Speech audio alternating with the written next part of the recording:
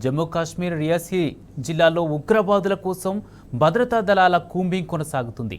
నిన్న వైష్ణోదేవి ఆలయానికి వెళ్తున్న యాత్రికుల బస్సుపై ఉగ్రవాదులు విచక్షణ రహితంగా కాల్పులు జరిపారు. దీంతో బస్సు అదుపు తప్పి లోయలో పడింది. ఈ ప్రమాదంలో 10 మంది అక్కడికక్కడే ప్రాణాలు కోల్పోయారు. మృతులను యూపీకి చెందిన వారిగా గుర్తించిన పోలీసులు బాధితులను స్థానిక హాస్పిటల్స్కు తరలించారు. ఇక ఈ ఘటనను ఖండించిన రాష్ట్రపతి, ప్రధాని మృతుల కుటుంబాలకు సంతాపం ప్రకటించారు. ఈ దాడికి పాల్పడ్డ వారెవరూ కూడా తప్పించుకోలేరని హెచ్చరించారు.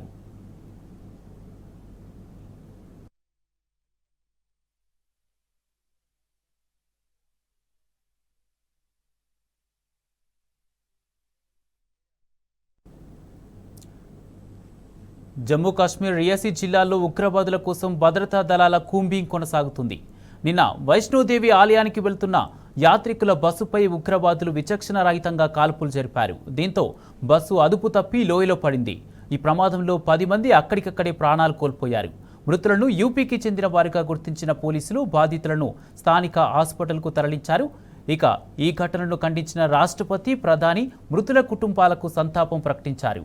ఈ దాడికి పాల్పడ్డ వారెవరూ కూడా తప్పించుకోలేరని హెచ్చరించారు.